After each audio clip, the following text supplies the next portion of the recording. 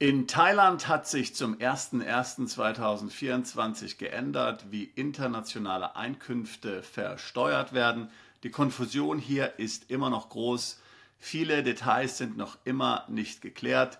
Heute wollen wir uns den aktuellen Status und aktuell offene Fragen in diesem Video näher anschauen. Zunächst noch einmal zum Hintergrund. Im Herbst 2023 verkündete die thailändische Regierung, dass ausländische Einkünfte in Zukunft in Thailand versteuert werden sollen, wenn diese nach Thailand überwiesen oder dort ausgegeben werden. Bis dahin war es eigentlich so, dass ausländische Einkünfte, also beispielsweise ausländische Renten oder auch Dividenden und Kapitalerträge aus dem Ausland, in Thailand nicht versteuert wurden, unter der Bedingung, dass diese nicht in dem Jahr nach Thailand ausbezahlt oder überwiesen wurden, in dem sie verdient wurden.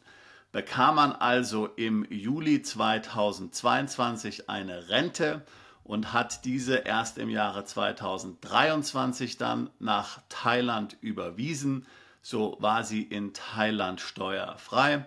Nur dann wurde letztlich Steuer fällig, wenn sie im gleichen Jahr, also in unserem Beispiel 2022, überwiesen worden war, tatsächlich Steuern fällig. Dazu gab es 1987 einen Erlass aus dem thailändischen Finanzministerium und seitdem wurde diese Regel weitgehend auch von vielen Anwälten und Steuerberatern für die steuerliche Planung, insbesondere von Ausländern in Thailand, so verwendet. Nun, das ist alles Vergangenheit, denn wie gesagt, ab dem 01.01.2024 müssen ausländische Einkünfte nun immer versteuert werden, egal wann sie nach Thailand überwiesen werden. Also zu warten bis ins nächste Steuerjahr macht leider keinen Unterschied mehr.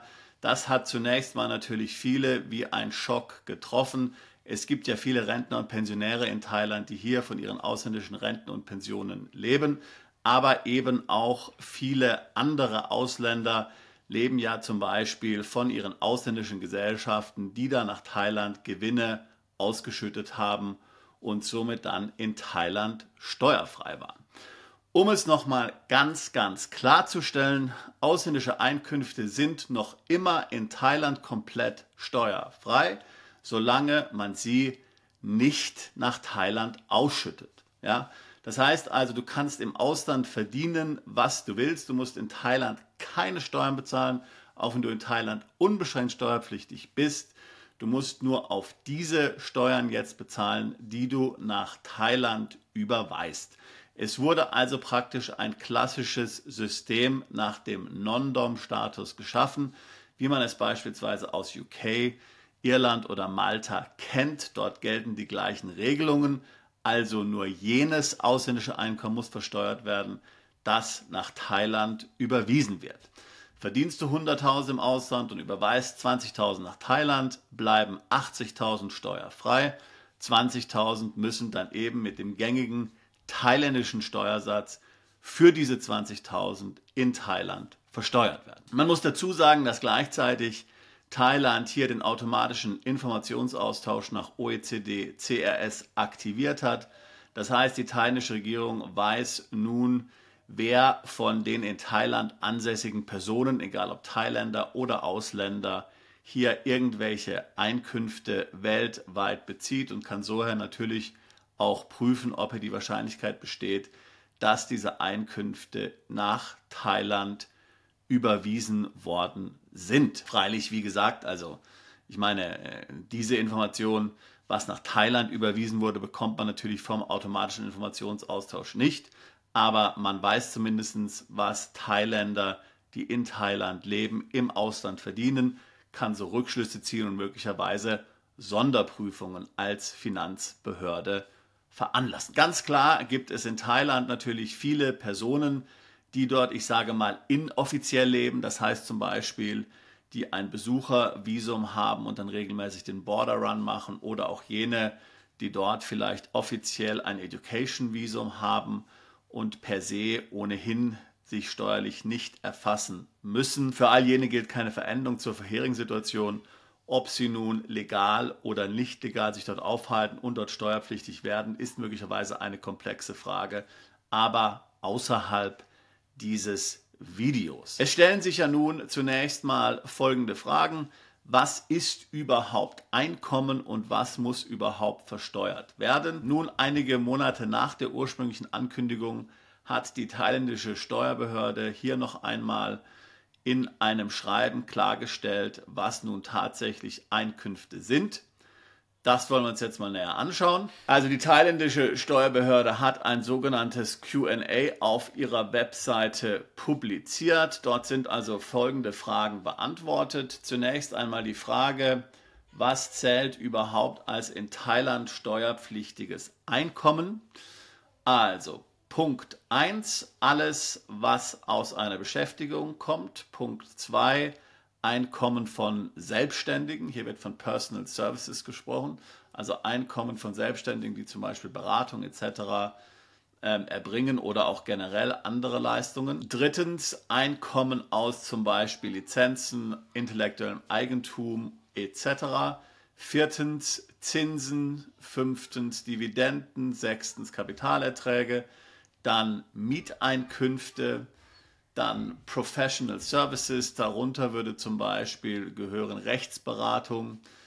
Siebtens dann Hire of Work, also Serviceverträge. Und achtens dann sämtliche Business-Einkünfte aus Business, Landwirtschaft, Industrie, Transport und so weiter und so fort. Solche ausländischen Einkünfte, die nach Thailand überwiesen werden, sind also dann in Thailand zu versteuern. Wer ist in Thailand steuerpflichtig? Es sind jene Personen, die dort mehr als 180 Tage verbringen. Sie sind unbeschränkt steuerpflichtig und müssten dann solche Einnahmen erklären. Interessanterweise fehlen ja auf dieser Liste hier zum Beispiel Einkünfte aus Renten und Pensionen. Nun, das ist natürlich ein interessanter Punkt, denn letztlich nach thailändischer Logik fallen diese Einkünfte unter die Einkünfte aus Arbeit. Also man hat mal irgendwann gearbeitet und deswegen bekommt man jetzt eben eine Rente oder eine Pension deswegen ausbezahlt.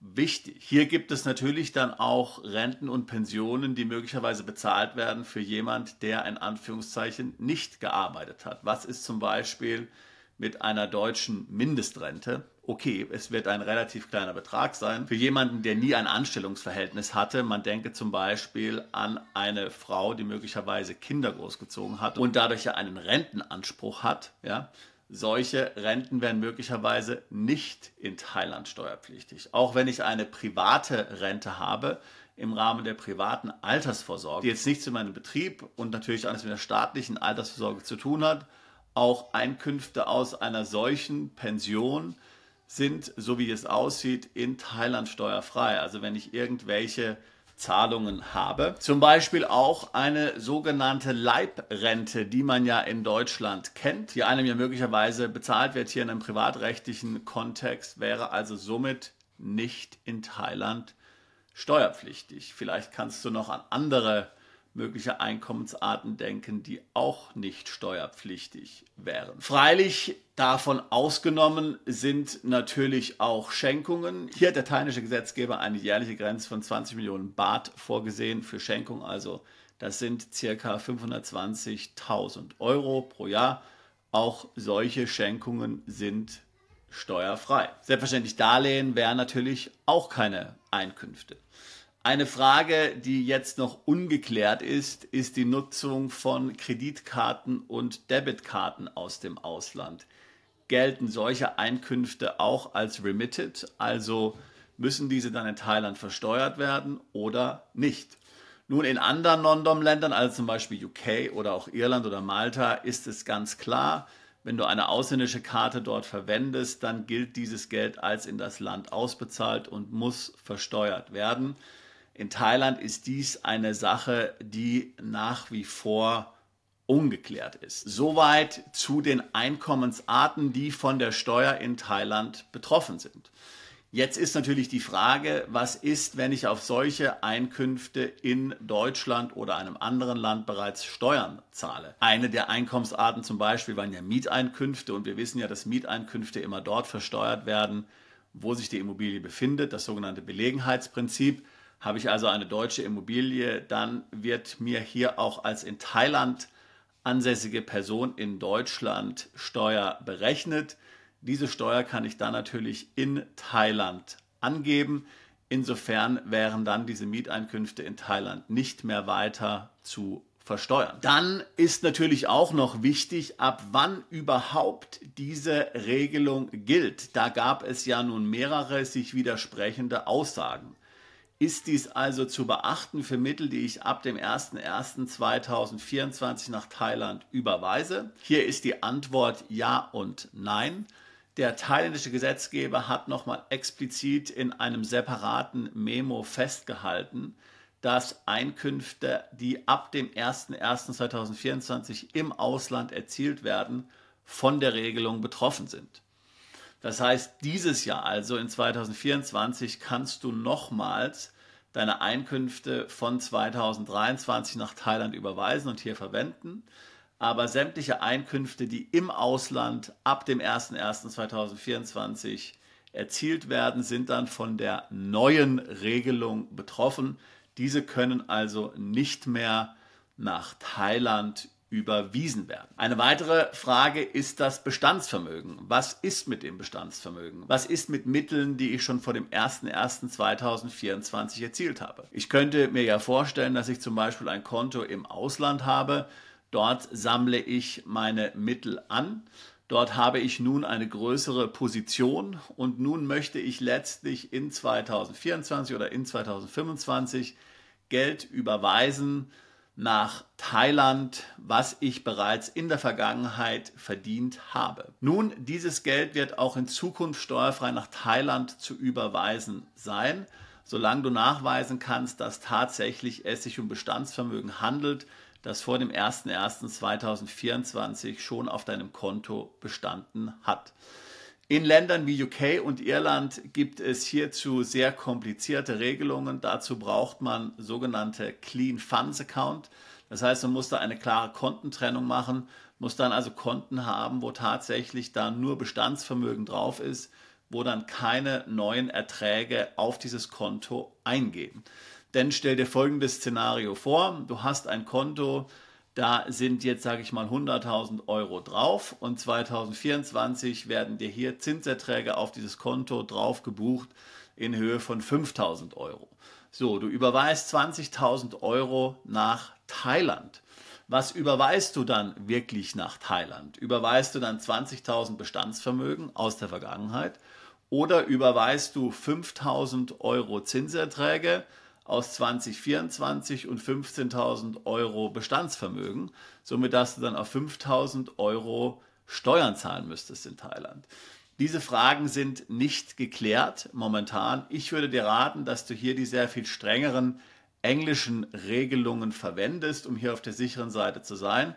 Das heißt, du nimmst eine strikte Kontentrennung vor. Du hast also Gelder, die vor dem 01.01.2024 bestanden, auf einem separaten Konto. Von diesem Konto kannst du jederzeit nach Thailand überweisen und auf dieses Konto fließen keine neuen Erträge. Das ist typischerweise, wie eben Ausländer, die in UK wohnen, mit dieser Situation umgehen. So kannst du immer sagen, ich kann ganz einfach nachweisen, dass das Geld, was ich nach Thailand überwiesen habe, Bestandsvermögen ist und eben keine in Thailand steuerpflichtigen Einnahmen. Eine weitere Frage ist, ob natürlich auch Personen von dieser Regelung betroffen sind, die jetzt keine unbeschränkte Steuerpflicht in Thailand haben. Wer können solche Personen sein? Nun, zum einen mal natürlich ganz klar jene Personen, die weniger als 180 Tage sich in Thailand aufhalten. Da muss man also sagen, ganz klar, du hast in Thailand keine Steuerpflicht. Das heißt, du kannst so viel Geld nach Thailand überweisen und aus welchen Quellen du auch immer willst. Ja? Hier entsteht für dich tatsächlich keine Steuerpflicht. Nun könnte man ja eigentlich sagen, dass man hier relativ clever sich ausrichten kann auf eine solche Situation. Also mal angenommen, du verkaufst jetzt in Deutschland eine Immobilie, lebst in Thailand und der Verkauf dieser Immobilie ist in Deutschland steuerfrei, weil du dich außerhalb der Spekulationsfrist befindest. Du müsstest diesen Erlös eigentlich voll in Thailand nun versteuern. Ist ja klar. Jetzt sind ausländische Erträge, in Deutschland wird keine Steuer fällig, also ist in Thailand voll steuerpflichtig. Wenn du diese Mittel nach Thailand überweisen willst, sage ich jetzt mal. Und sagen wir, dass du genau das vorhast, weil du gerne in Thailand ein Haus kaufen möchtest. Dann kannst du natürlich sagen, okay, in dem Jahr, wo du diesen Immobilienverkauf in Deutschland hast, bist du nicht in Thailand unbeschränkt steuerpflichtig, hältst dich dort weniger als 180 Tage auf und kannst dann letztlich den vollen Erlös aus dem Ausland nach Thailand überweisen, ohne Steuern zu zahlen. Wie gesagt, das ist auch natürlich ein Punkt, der hier noch nicht wirklich sehr weit geklärt ist. Es gibt andere Länder, wie zum Beispiel UK, da ist man immer mindestens 2 Jahre dann steuerpflichtig, um genau eben eine solche Situation zu vermeiden. Wie es in Thailand ist, man kann es noch nicht sagen, aber dies könnte zum Beispiel ein Weg sein, um eine solche Steuer zu vermeiden. Denn wie gesagt, Besucher sind nicht in Thailand steuerpflichtig, fallen nicht unter diese Regeln. Nun gibt es hier aber eine große Ausnahme und das sind jene Besucher, die das Elite-Visum haben. Du kennst vielleicht das Elite-Visum, das war doch in den letzten Jahren, muss man sagen, sehr populär und um was es sich eigentlich darum handelt, ist nichts weiteres als ein Besuchervisum, was unbeschränkt in Thailand gültig ist. Also man muss eben nicht mehr nach 180 Tagen rausgehen oder nach 90 Tagen das Land verlassen. Du kannst dich 365 Tage in Thailand mit diesem Visum aufhalten. Nun bist du dann mit diesem Visum aber, wenn du 180 Tage dort bist, dann steuerpflichtig in Thailand und zwar unbeschränkt steuerpflichtig und das muss dir klar sein. Das heißt, wenn du dieses Elite-Visum hast, mehr als 180 Tage in Thailand bist, was du ja gemäß Visum darfst, musst du in Thailand eine Steuererklärung einreichen, wenn du Einkünfte hast, die du nach Thailand überwiesen hast, wohlgemerkt nur, oder eben lokal erzielt hast, wovon man aber ja nicht ausgeht, denn das ist ja mit diesem Elite-Visum nicht erlaubt. Das heißt also, dort gibt es potenzielle Schwierigkeiten mit dem Elite-Visum, da musst du dir überlegen, wie du damit umgehst. Vielleicht kannst du auf ein anderes Visum switchen, dazu kommen wir dann gleich nochmal. Grundsätzlich aber, nochmals, Besucher sind wie gesagt nicht von der Steuer betroffen. Du wirst in Thailand unbeschränkt steuerpflichtig, wenn du dort mehr als 180 Tage dich aufhältst in einem Steuerjahr und dann musst du eben diese Einkünfte aus dem Ausland, die du nach Thailand überwiesen hast, in Thailand versteuern. Das war nun also nochmal die Zusammenfassung hier zu den Änderungen im thailändischen Steuerrecht, die hier zu erwarten ist, wenn man ausländische Einkünfte hat und diese nach Thailand überweist, wenn man dort unbeschränkt steuerpflichtig ist. Und jetzt ist natürlich die große Frage, was man dagegen tun kann. Lässt sich diese Steuer irgendwie vermeiden? Der einfachste Weg ist natürlich schlicht und ergreifend, weniger als 180 Tage sich in Thailand aufzuhalten. Dann hast du mit diesem ganzen Thema überhaupt keine Sorgen. Der zweite Weg wäre, das sogenannte LTA-Visum zu wählen, das sogenannte Long-Term Residence Visum. Damit sind explizit ausländische Einkünfte in Thailand steuerfrei, anders wie gesagt als beim Elite-Visum. Das LTA-Visum ist nun nicht ganz einfach zu bekommen, insbesondere für jene, die noch arbeiten müssen. Aber ich würde sagen, gerade für Pensionäre, die jetzt hier Auslandseinkünfte erzielen in Höhe von mindestens 80.000 US-Dollar, für die ist es eigentlich relativ einfach und das wäre eigentlich für diese Personen der logische Schritt. Also Pensionäre ab 50 Jahren, die über mindestens 80.000 US-Dollar Einkünfte im Jahr verfügen, wobei es sich hierbei nicht um Renten handeln muss oder Pensionen. Es können auch schlicht und ergreifend Kapitalerträge sein.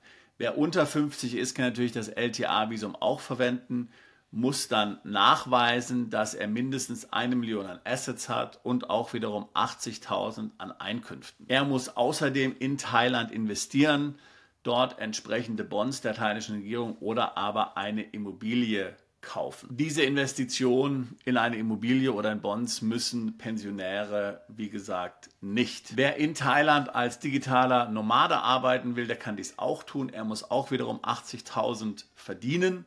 Hier ist aber allerdings dann die Voraussetzung, dass der ausländische, ich sage mal, Arbeitgeber oder Auftragnehmer eine börsengelistete Firma ist, beziehungsweise mindestens 150 Millionen Umsatz in den letzten 3 Jahren gemacht hat.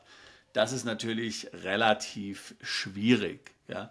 Das heißt also, für viele digitale Nomaden und Leute, die jetzt eben hier remote arbeiten können, wird dies möglicherweise nicht möglich sein. Aber gerade für Pensionäre ist das LTA-Visum unter der Annahme, dass sie eben hier über hohe Einkünfte verfügen, recht attraktiv und natürlich genauso auch für Personen im Vorruhestand. Also, das LTA-Visum ist die zweite Möglichkeit, hier die thailändische Steuer zu vermeiden. So, die dritte Möglichkeit ist dann eben individuelle Gestaltung, wie zum Beispiel, dass du Schenkungen bekommst aus dem Ausland von Verwandten oder dass du Darlehen bekommst aus dem Ausland. Du kannst dir ja von einem Bekannten ein Darlehen geben lassen und dieses dann durch deine Rente im Ausland zurückbezahlen. Ich kann nicht erkennen momentan in dem thailändischen Steuerrecht, dass dies letztlich nicht zulässig wäre. Generell fühlt sich das Ganze eben an wie der Non-Dom-Status in England vor ungefähr 30 oder 40 Jahren. Da war auch vieles noch ungeklärt und sehr vieles möglich. Nach und nach hat man dann hier Regelungen eingeführt, die es unmöglich machen. Sowas ist vielleicht auch in Thailand zu erwarten. Aber bis dahin kann man natürlich diese Gestaltungsmöglichkeiten nutzen, außer der Gesetzgeber äußert sich eben hier explizit dagegen. Weitere Möglichkeiten sind ja zum Beispiel auch Zuwendungen durch Stiftungen oder auch eine Limited by Guarantee, zum Beispiel eine Stiftungslimited in England, die man ja relativ einfach gründen kann, viel einfacher als zum Beispiel eine Stiftung in Luxemburg. Ja, wenn dir eine solche Stiftung eine Zuwendung macht und diese Zuwendung hat jetzt nichts zu tun mit deiner Arbeit, die du verrichtest, ja, also wie gesagt, eine Art Leibrente könnte ja hier vereinbart werden, ist das nach meinem Dafürhalten in Thailand auch steuerfrei. Wie immer gilt natürlich, dass man diese Punkte hier mit einem Steuerberater oder Rechtsanwalt sehr genau sich anschauen muss. Denn wie gesagt, es gibt hier jede Menge Fallstricke und es ist natürlich so, dass vieles jetzt momentan auch noch einfach Deutung ist und Interpretation. Wir wissen ja selbst momentan, was hier noch im Detail hinsichtlich vieler Gesichtspunkte überhaupt zu erwarten ist. Die wichtigste ausstehende Frage an das thailändische Finanzamt aus meiner Sicht ist, wie gesagt, die Verwendung ausländischer Karten in Thailand. Gilt das als Remittance oder nicht? Das Problem für den thailändischen Staat ist natürlich ganz klar, dass wenn diese Ausgabe als Remittance hier, also als eine Überweisung, die dann steuerpflichtig ist, in Thailand interpretiert werden würde, kann es natürlich sehr schnell hier mit dem Konsum durch in Thailand lebende Ausländer abwärts gehen. Und das kann die thailändische Wirtschaft und die thailändische Regierung insofern nicht wollen.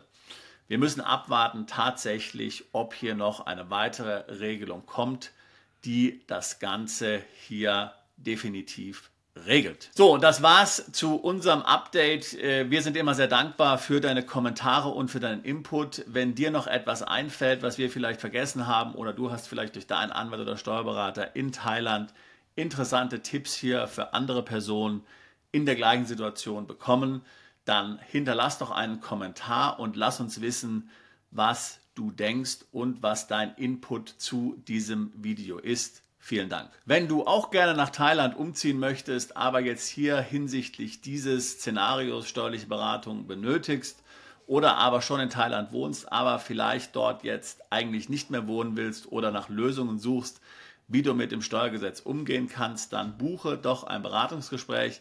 Link packen wir hier in die Beschreibung des Videos mit rein. Wir tun seit fast 20 Jahren nichts anderes, als Mandanten aus dem deutschsprachigen Raum dabei zu beraten, ins Ausland umzuziehen, sich dort steuerlich zu optimieren, neues Vermögen aufzubauen und ihr Vermögen zu schützen. Ich würde mich freuen, auch dich zu unseren Mandanten zählen zu können und dich bald in der Beratung kennenlernen zu können. Bist du Unternehmer, Freiberufler oder Investor? Zieht es dich schon lange ins Ausland? Mach heute den ersten konkreten Schritt in eine Zukunft mit mehr Geld und mehr Freiheit. Buche ein Beratungsgespräch mit Sebastian und seinen Kollegen. Unsere Kanzlei unterstützt Mandanten wie dich dabei, deine Steuerlast legal zu reduzieren, Vermögen aufzubauen und zu schützen und deine persönliche Freiheit zu maximieren. Profitiere jetzt von unserem Fachwissen und unserem Netzwerk. Gehe zu mandatierung.com und werde Mandant unserer Kanzlei.